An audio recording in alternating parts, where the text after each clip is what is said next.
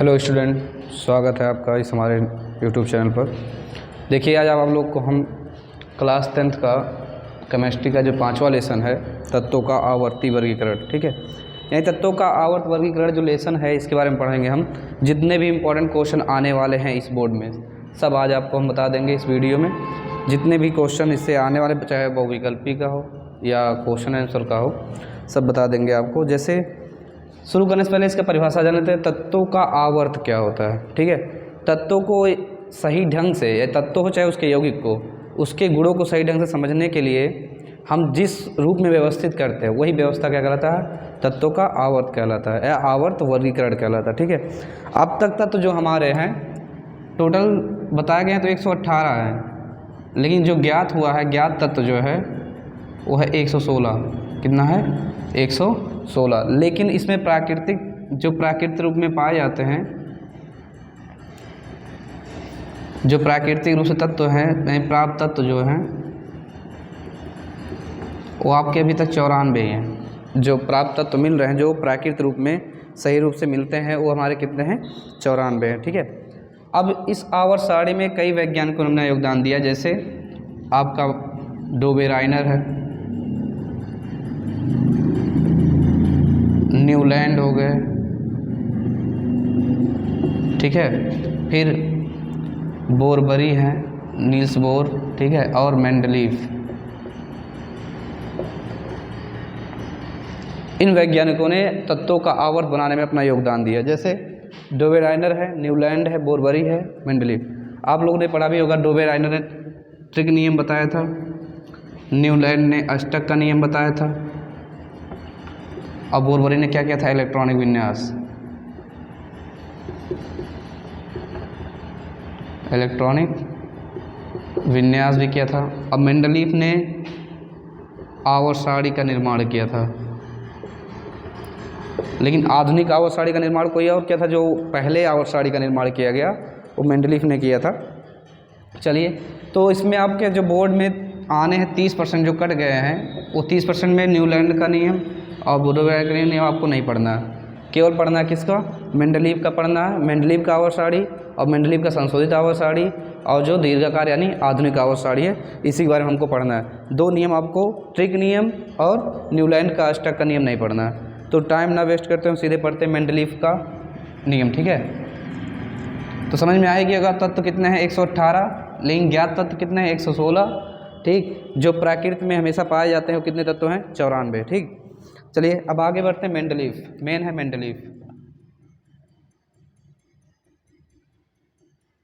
Mendeleev का आवर्त क्या था? देखिए, मेंडलीफ का जो आवर्त था, इसी को बोलते हैं मूल आवर्त सारणी। क्या बोलते हैं?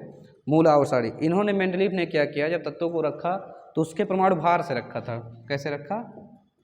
परमाणु भार के बढ़ते हुए क्रम में। जो परमाणु भार को जो तत्वों को रखा था, उन्होंने इस सारणी में तत्वों को परमाणु भार के बढ़ते हुए क्रम में व्यवस्थित किया था, ठीक है। और इस आवर्त सारणी में क्या हुआ? इस आवर्त सारणी में 8 ऊर्ध्वाधर कॉलम थे। कैसे थे? ऊर्ध्वाधर, ठीक है, जिन्हें वर्ग कहते हैं। क्या कहते हैं? वर्ग। और 12 क्षैतिज पंक्तियां लिया। कैसा लिया? क्षैतिज, ठीक है, जिन्हें क्या कहते हैं? 12 क्षैतिज पंक्तियां लिया, जिन्हें श्रेणी कहते हैं, ठीक। क्या कहते हैं? श्रेणी। क्षैतिज पंक्ति क्या बोला उसने? श्रेणियां बोला, ठीक है। और 8 ऊर्ध्वाधर कॉलम जिसे वर्ग बोलते हैं, ठीक। इतना चीज़ उन्होंने लिया था। और जब बनाया तत्वों को, तो बनाने के बाद क्या किया? उसका गुण क्या था? पहला गुण क्या लिखेंगे? कि तत्व में परमाणु भार का ज्ञान था, ठीक। तत्वों को क्रमवाइज रखा गया। दूसरा गुण, और नए तत्व की खोज के बाद उन्होंने क्या किया? उसमें कुछ खाली जगह छोड़ दी। जो आवर्त सारणी बनाई गई, उसमें कुछ खाली जगह छोड़ दिया, और भविष्यवाणी किया कि अगर कोई नए तत्व आते हैं तो उस आवर्त सारणी में फिट कर दिए जाएंगे। इसलिए इस आवर्त सारणी में कुछ खाली जगह छोड़े गए। अगर आवर्त सारणी आप लोग देखेंगे बुक में, तो जो मेंडलीफ की आवर्त सारणी बनी हुई है, उसमें कई जगह ऐसे गैप दिया हुआ, ऐसे रिक्त स्थान दे दिया है। तो यानी वहाँ पे भविष्यवाणी, यानी भविष्य में आने वाले तत्व को रखने के लिए खाली जगह छोड़ा था मेंडलीफ ने, ठीक। फिर मेंडलीफ ने क्या किया? उसमें इन सब चीज़ों को रख के छोड़ दिया। तो दोष क्या निकला इसमें? दोष पहला था कि परमाणु क्रमांक का ज्ञान नहीं था। दोष क्या है? गुण तो आप जान गए, परमाणु भार का ज्ञान था, ठीक है। दोष, पहला दोष परमाणु क्रमांक का ज्ञान नहीं था, परमाणु क्रमांक का ज्ञान नहीं, ठीक है। पहला दोष उनका सबसे मेन दोष था कि उसमें परमाणु क्रमांक का पता ही नहीं था, क्योंकि परमाणु भार से रखा गया था तो परमाणु क्रमांक का ज्ञान नहीं था। दूसरा क्या था? उस आवर्त सारणी में खाली स्थान, क्या चीज? खाली स्थान। ये दूसरा उसका गड़बड़ी था कि उसमें खाली स्थान छोड़े गए थे, ठीक है। ठीक, और इसमें अगर आपको दोष लिखना है तो और भी दोष लिख सकते हैं, इसमें कई दोष हैं। जैसे समस्थानिक और संभारिक के लक्षण जो हो गए वो स्पष्ट नहीं थे, ठीक। और भी कई दोष हैं, आप लोग बुक से देख लीजिएगा। बाकी दो ज़्यादा इंपॉर्टेंट दो दोष अगर लिख देंगे आपको क्लियर है, परमाणु क्रमांक का ज्ञान नहीं और उसमें खाली स्थान, ठीक। चलिए अब इस क्रम में आगे बढ़ते हैं। आपसे क्वेश्चन कैसे पूछेगा? पहले पूछेगा कि मेंडलीफ ने जो तत्वों को रखा था अपने आवर्त में किस क्रम में रखा था, यानी किस व्यवस्था में व्यवस्थित किया था। तो कैसे रखा था? परमाणु भार, क्या बताएंगे? परमाणु भार के क्रम में मेंडलीफ ने परमाणु भार रखा था, ठीक है। और इसमें जो बांटा था क्या था? 8 ऊर्ध्वाधर कॉलम थे और 12 उसमें क्षैतिज लाइनें। ऊर्ध्वाधर मतलब समझ रहे हैं? ऊर्ध्वाधर मतलब ऐसे खड़ी खड़ी लाइनें, ऐसी ऐसी 8 पंक्तियां थी और इस तरह से 12 पंक्तियां थी। कितनी पंक्तियां? 12, ठीक है। तो 8 पंक्तियां ऊर्ध्वाधर और 12 पंक्तियां क्षैतिज, ठीक है। अब मेन आते हैं आपके किस पे? आधुनिक आवर्त सारणी।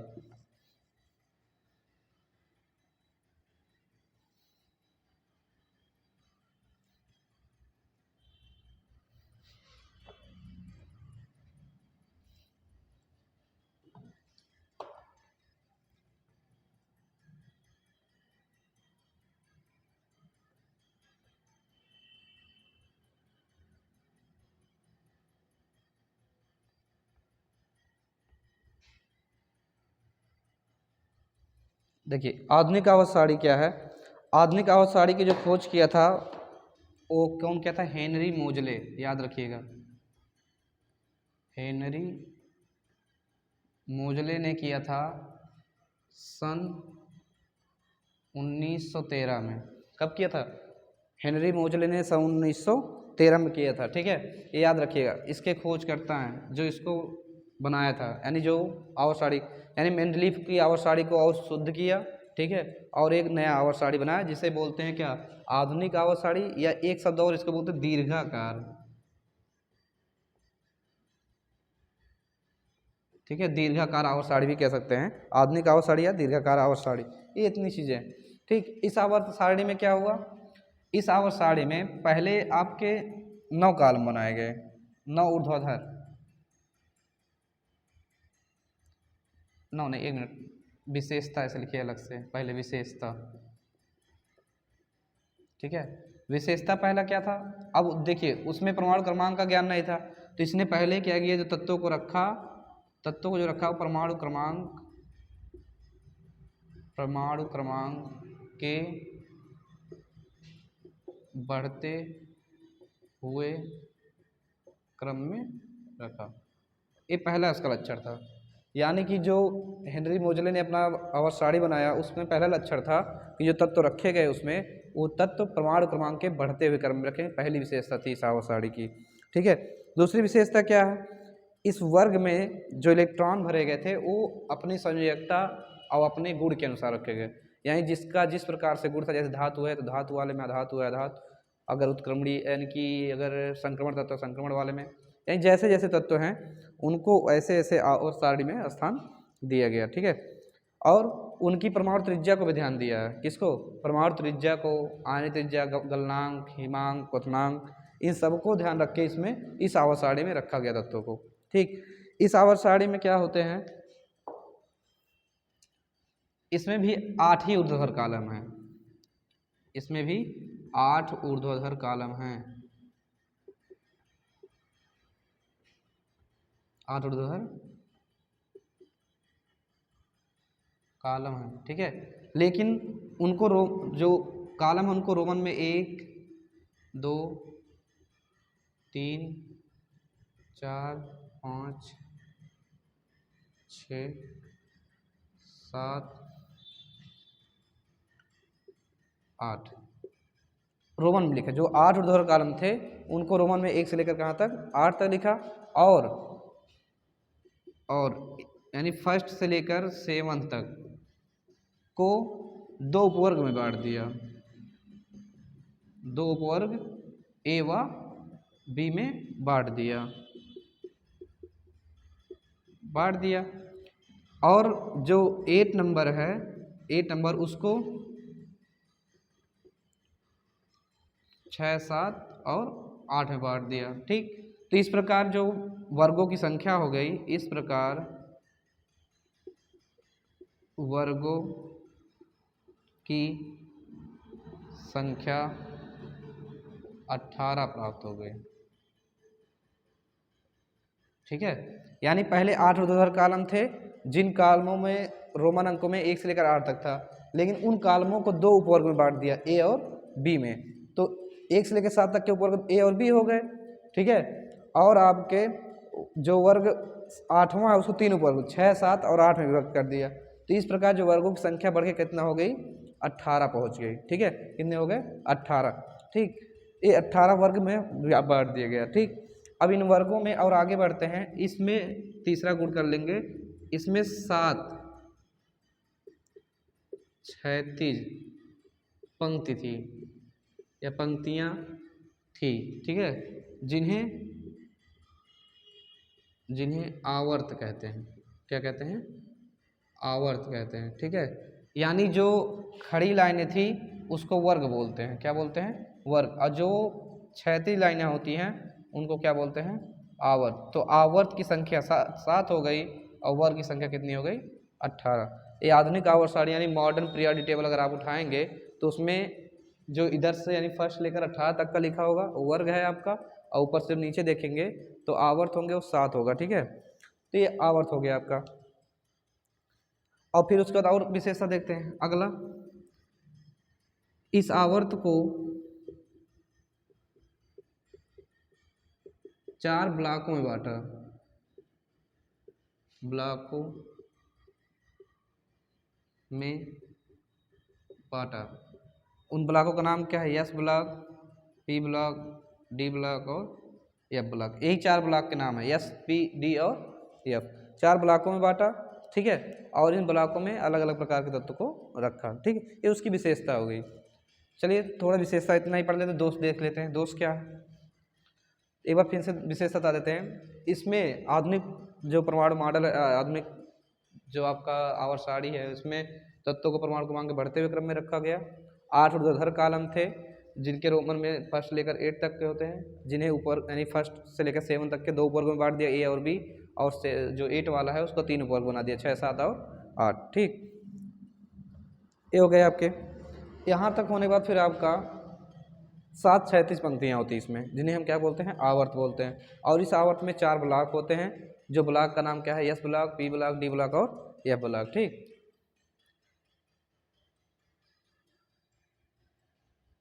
चलिए ठीक है, 2 शब्द देख लीजिए।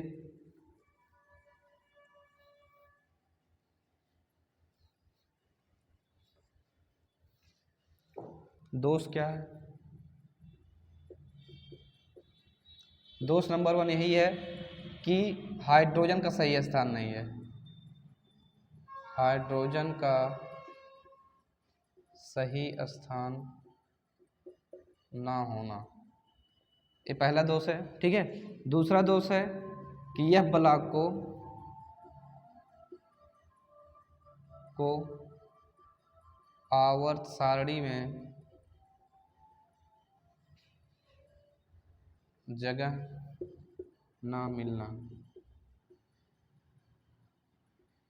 2 दोष है, एक हाइड्रोजन जो होता है उसका सही स्थान नहीं है। ठीक है, और दूसरा दोष क्या है, जो एफ ब्लॉक है उसको आवर्त सारणी से बाहर जगह दिया गया। देखेंगे जो एफ ब्लॉक होता है उसको आवर्त सारणी से नीचे जगह दिया गया, 2 लाइनें होती हैं आवर्त सारणी नीचे, उसको एफ ब्लॉक बोलते हैं। तो एफ ब्लॉक को आवर्त सारणी से बाहर जगह दिया। 2 दोष है, पहला दोष है हाइड्रोजन का सही स्थान ना होना, दूसरा दोष क्या, एफ ब्लॉक में आवर्त सारणी में जगह नहीं दिया गया। ठीक है, चलिए अब इससे जो इम्पोर्टेंट क्वेश्चन आने वाले हैं वो देख लीजिए।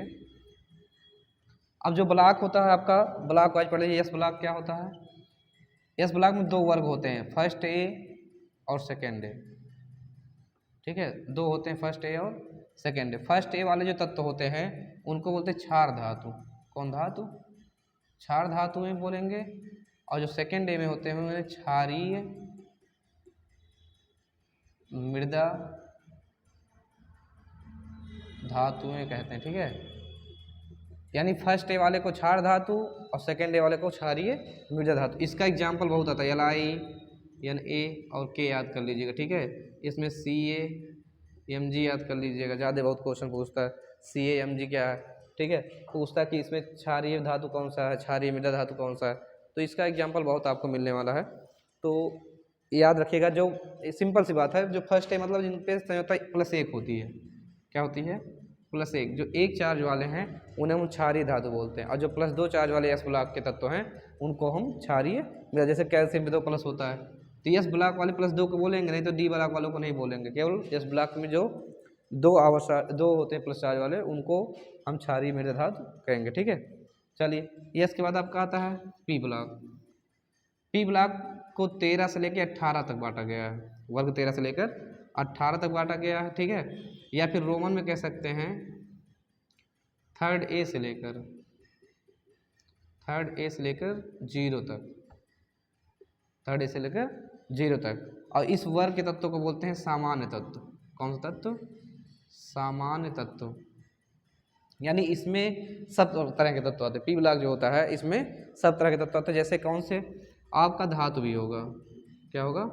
धातु भी होगा, आधातु भी होगा, ठीक है, और उपधातु भी होगा, और अक्रिय गैसें भी होंगी, अक्रिय गैसें भी होंगी, ठीक है। इसलिए पी ब्लॉक को केवल सामान्य तत्व बोला जाता है। पी ब्लॉक में आपके सभी प्रकार के तत्व आएंगे, धातु भी होगा, आधातु, उपधातु, अक्रिय गैसें सब होती हैं। इसलिए पी ब्लॉक के तत्व को क्या बोलते हैं? सामान्य तत्व, ठीक। इसका तत्व आपका डी ब्लॉक जो है आपका, ठीक है, थर्ड बी से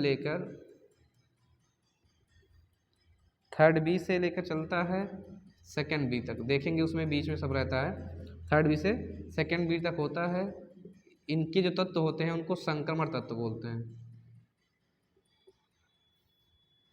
संक्रमण तत्व कहा जाता है, ठीक है, ठीक। अब आपका आता है यह ब्लॉक। यह ब्लॉक को आवर्त सारणी से बाहर जगह मिला है,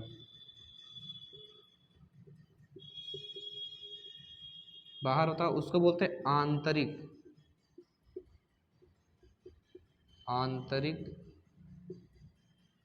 संक्रमण तत्व, ठीक है। इतने हैं, ठीक। और जो आपका यह ब्लॉक है उसको दो श्रेणी में बांटा गया है। किस किस में? इसको दो भागों में बांटा गया है। एक होता है लैंथेनाइड और दूसरा होता है एक्टेनाइड। दो श्रेणियां हैं, लैंथेनाइड और एक्टेनाइड, ठीक है। तो लैंथेनाइड क्या होता है, एक्टेनाइड क्या होता है, ये भी जान लीजिए अगर, ठीक है। तो लैंथेनाइड में आपका 57 से 71 तक होता है, 98 से 103 तक के बीच में होता है, ठीक। 100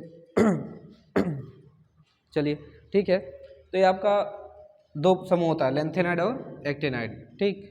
और आंतरिक संक्रमण तत्व में अधिकतर आपके तत्व आते हैं जो रेडियो एक्टिव पदार्थ हैं, ठीक। रेडियो एक्टिव पदार्थ को अधिकतर यह ब्लॉक में ही रखा गया है। चलिए, ए ब्लॉक के बारे में हो गया, एक बार फिर से रिवीजन कर लीजिए। फर्स्ट एस ब्लॉक में दो प्रकार के होते हैं, दो ही होते हैं, दो लाइनें आपको मिलेंगी एस ब्लॉक में, फर्स्ट ए और सेकेंड ए। फर्स्ट ए को क्षार धातु बोलते हैं, सेकेंड ए को क्षारीय मृदा धातु बोलते हैं। क्षार धातु का एग्जाम्पल क्या है? LiNA और K, और क्षारीय मृदा धातु को Ca और Mg।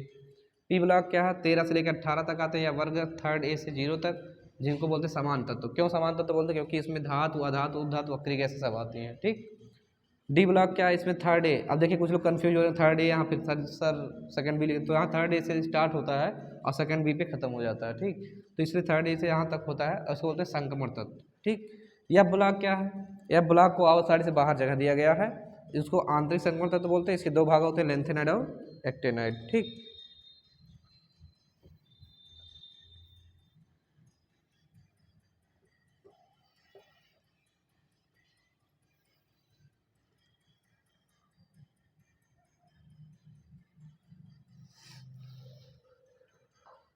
चलिए ठीक है, इसमें अब आप लोगों से एक क्वेश्चन कभी कभी पूछेगा। चलिए मेन इंपॉर्टेंट जो है मैं उसको पहले लिख दे रहा हूँ। जैसे पूछेगा क्षार धातु, अभी लिखा था क्षार धातु क्या है, तो LiNa और के, इसको याद कर लीजिएगा। ठीक है, क्षारीय मृदा धातु वो क्या है, CaMg याद कर लीजिएगा। ठीक है, फिर आता है आपका संक्रमण तत्व। देखिए संक्रमण तत्व जो आपके हाई स्कूल तक आना है, 10th तक के लेवल का, 10th लेवल का, वो 30 तक के ही जाएगा। तत्व 30 तक, तो यानी 21 से लेकर 21 से 30 तक के तत्व जो होते हैं वो आपके संक्रमण तत्व होंगे। ठीक है, अब इसके ऊपर चलिए, क्षारीय धातु हो गया। ठीक, अब इसके बाद आ जाइए उपधातु। उपधातु में आपका आर्सेनिक, AS, एंटीमनी, SB। ठीक है, बिस्मथ,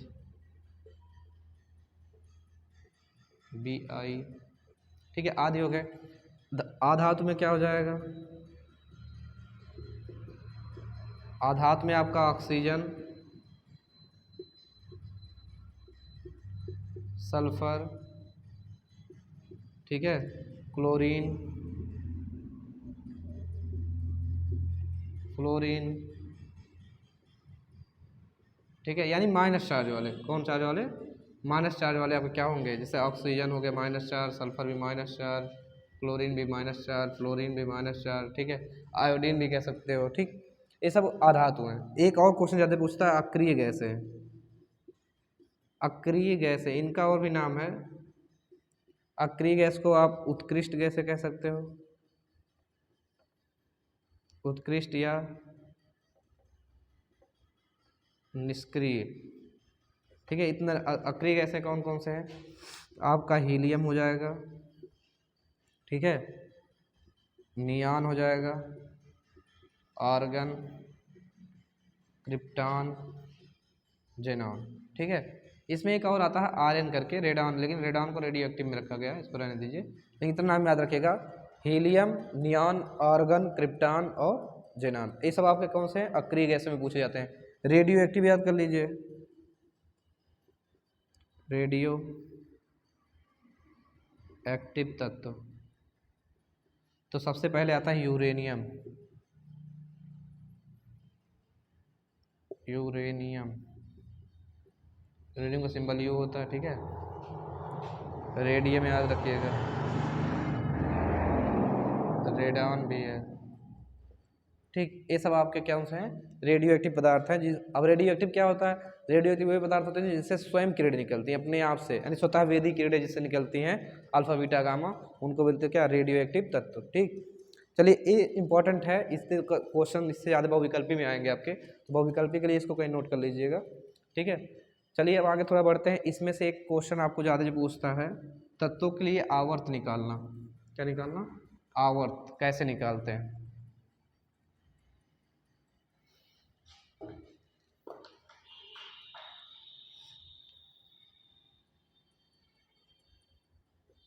किसी तत्व का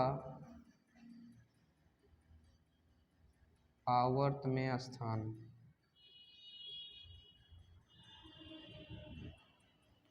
देखिए हमारा टॉपिक है क्या, किसी तत्व का आवर्त में स्थान।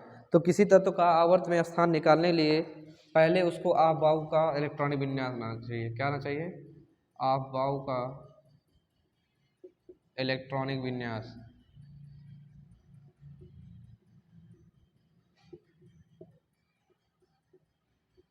चलिए ठीक है, जिसको आता होगा इलेक्ट्रॉनिक विन्यास, ठीक है, नहीं तो मैं इलेक्ट्रॉनिक विन्यास जो आपको करना है 1 से 30 तक ही करना है, तो 1 से 30 तक का इलेक्ट्रॉनिक विन्यास मैं लिख दे रहा हूँ सीधा ही। पहले लिखते हैं 1s2, उसके बाद 2s2, 2p6, 3s2, 3p6, 4s2, 3D10, ठीक है। ये आपका इलेक्ट्रॉनिक विन्यास है, इतने से आपका काम चल जाएगा, ठीक है। चलिए मान लीजिए दे दिया कोई तत्व ऐसे दे दिया 1s2 2s2 2p6 3s2 3p5। कभी कभी ऐसे पूछ लेता क्वेश्चन कि निम्नलिखित इलेक्ट्रॉनिक विन्यास का आवर्त सारणी में स्थान बताइए, ऐसे दे देगा आपको 1s2 2s2 2p6 3s2 3p5। कहेगा इस तत्व का आवर्त सारणी में स्थान कहाँ है, ठीक है। तो आवर्त सारणी में तीन चीज़ हमेशा निकाला जाता है। पहला क्या निकालते हैं, ब्लॉक, क्या निकालते हैं, ब्लॉक, उसके बाद आवर्त, उसके बाद वर्ग, यही तीन चीज़ निकालना होता है। अगर स्थान आपसे पूछ रहा है कि आवर्त में स्थान क्या, यानी ये चीज़, तो तीन चीज़, ब्लॉक, आवर्त और वर्ग। तो ब्लॉक सबसे आसान है, अंतिम इलेक्ट्रॉन जिस ब्लॉक में भरा होता है, यानी जिस उपकोष में भरा होता है, ठीक है। जो SPDF है इसको उपकोष बोलते हैं, क्या बोलते हैं, SPD और F को उपकोष बोला जाता है। क्या बोला जाता है, उपकोष। यानी इनको जिस उपकोष में भरा गया, लास्ट वाला जो अंतिम वाला उपकोष होगा वही उसका ब्लॉक होता है। तो अंतिम किस में है, P में, यानी ब्लॉक उसका क्या हो जाएगा, P, ठीक है। अब इसका आता है आवर्त। तो आवर्त जो स्टार्टिंग से लास्ट तक का जो सबसे बड़ी संख्या आगे वाली होती है, गिनती का जो सबसे बड़ी संख्या होगा वही होगा। तो इसमें सबसे बड़ी संख्या क्या है, 3। सबसे बड़ी संख्या क्या है, 3 है। आवर्त हो गया 3। ब्लॉक क्या होगा इसका, तो देखिए यहाँ भी 3 है आपका, यहाँ भी 3, दोनों जगह 3 3 सेम सेम है। तो दोनों के इलेक्ट्रॉन क्या कर लेंगे, जोड़ देंगे। तो 5, 2 यहाँ पे 5 यहाँ, कितने हो जाएंगे, 7। तो और 7 को रोमन में लिख दीजिए, ठीक। और यहाँ पे जगह क्या, A। एक चीज़ और याद रखिए, अगर आपको सपोज नहीं रहा तो S ब्लॉक में हमेशा A रहता है, ठीक। P ब्लॉक में हमेशा A रहेगा और D ब्लॉक में आपका B रहता है। इतना याद, F ब्लॉक की कोई बात ही भी नहीं करना है, हमें इतना चीज़ याद होना चाहिए कि अगर S ब्लॉक लिख रहे हैं तो जब रोमन में लिखेंगे तो उसका नाम लास्ट में A लिखेंगे, ठीक है। अगर P आ रहा है तो उसका भी नाम A लिखेंगे, ठीक। और अगर D ब्लॉक आ रहा है तो उसमें क्या लिखेंगे, B लिखेंगे। तो देखिए आपका P ब्लॉक आया है तो P ब्लॉक में क्या लिखेंगे, हम A लिखेंगे, ठीक है। तो यहाँ 7th A, यानी उस तत्व किस ब्लॉक का है, P ब्लॉक का है, तीसरे आवर्त का है, और 7th A उसका क्या है, वर्ग है, ठीक है। चलिए अगर ऐसे पूछ लिया आपसे कि सोडियम का आवर्त सारणी में स्थान, सोडियम का पहले परमाणु क्रमांक बताइए। सोडियम का परमाणु क्रमांक 11 होता है, तो इसका टाइम विन्यास पहले करना पड़ेगा। अगर दिया तो ठीक है, नहीं दिया तो करना पड़ेगा। तो हो जाएगा 1s2 2s2 2p6। तो कितना हुआ, 2 2 4 6 10, और हो जाएगा क्या, 3s1, क्योंकि हमें 11 का टाइम विन्यास करना था। तो 11 हो गया, 2 2 4 6 10 1 11। तो अंतिम इलेक्ट्रॉन किस उपकोष में गया है, किस उपकोष में गया है, यानी ब्लॉक निकालेंगे उपकोष से ना, तो S में गया है, ब्लॉक S। आवर्त क्या होगा, सबसे बड़ी संख्या जो यहाँ नीचे दी होगी, सबसे बड़ी संख्या क्या है, इसमें भी 3 है, आवर्त हो गया 3। अब और यहाँ 3 नहीं है ना, तो इलेक्ट्रॉन जोड़ेंगे नहीं, तो सीधे वही उसका जो भरा होगा इलेक्ट्रॉन वहीं पे होगा, वही उसका हो जाएगा वर्ग। तो इसका वर्ग कितना हो जाएगा, 1। यानी कि ब्लॉक S आवर्त 3 और वर्ग 1, ठीक है। चलिए ये हो गया। एक क्वेश्चन और नोट कर लीजिएगा, 1 मिनट। तो आवर्त ब्लॉक का आप लोग निकाल लीजिएगा। चलिए एक D ब्लॉक का भी निकाल लेते हैं, नहीं तो कहेंगे D ब्लॉक का नहीं लगाया गया।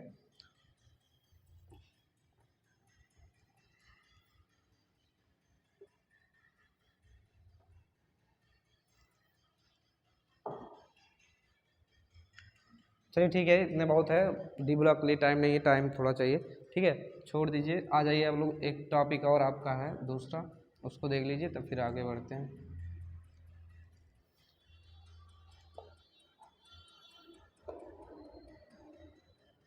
आपसे कभी बहुविकल्पी में पूछेगा कि धातु के ऑक्साइड,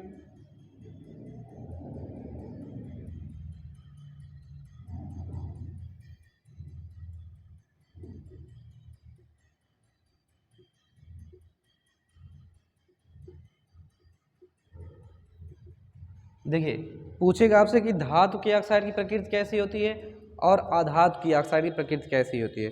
तो बहुत सिंपल है, याद रखिए कि जो धातु का ऑक्साइड होता है वो होता है क्षारीय। क्या होता है, क्षारीय। यानी धातु का ऑक्साइड कैसा बनाता है, क्षारीय बनाता है। और जो अधातु का ऑक्साइड होगा वो कैसा होगा, अम्लीय होगा, क्या होगा, अम्लीय, यानी धातु का ऑक्साइड क्षारीय और अधातु का ऑक्साइड क्या होगा, अम्लीय होगा। ठीक, अब एक चीज़ और इसमें बच रहा है आपका विकर्ण संबंध। ये लास्ट टॉपिक देख लीजिए, विकर्ण संबंध क्या है।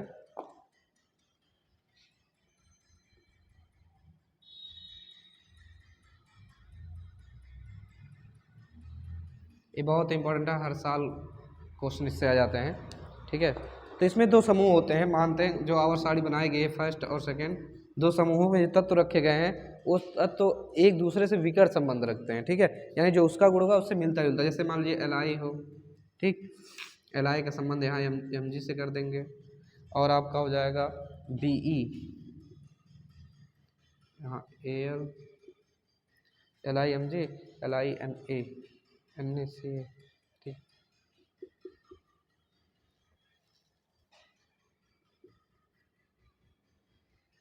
देखिए इसमें विकर्ण संबंध में क्या आपका रहेगा। ठीक, एक मिनट, LiMg BeClSi। ठीक, इसमें अधिकतर यही आपका आएगा कि Li का जो विकर्ण संबंध है वो Mg दर्शाता है, Be का एल्युमिनियम और B का SI। यही तीन याद रखिए कि Li का विकर्ण संबंध किसके साथ होता है। विकर्ण में संबंध मतलब जो ये होगा, यानी इसके जो लक्षण होंगे Li के Mg से मिलते जुलते होंगे। ठीक है, इसलिए इसको विकर्ण संबंध, तो इसको ज़्यादा कुछ नहीं याद रखना है कि Li का विकर्ण संबंध Mg से होगा, Be का एल्युमिनियम से, और इसका SI से। यही तीन याद रखिए, यानी Li का संबंध Mg, ठीक, Be का संबंध एल्यूमिनियम और B का संबंध SI। ये तीनों कॉलम याद रखिएगा, बाकी और किसी का नहीं। ठीक है, बहुविकल्प में बहुत पूछता है कि Li का विकर्ण संबंध किससे है, तो बताएंगे Mg से, या इसका Be का किससे है, एल्यूमिनियम से, B का किससे है, SI से। ठीक है, चलिए इतना ही काफ़ी है। ठीक, मिलते हैं आपसे नेक्स्ट वीडियो में। जितना भी अगर आपको कोई प्रॉब्लम होगा तो उसको कमेंट में लिखिएगा, अगर संभवतः कोशिश करेंगे सॉल्व किया जाए। बोर्ड को ध्यान देते हुए वीडियो थोड़ा फास्ट बनाया गया है, क्योंकि बोर्ड का एग्ज़ाम आप लोग का आ गया है। ठीक है, जय हिंद।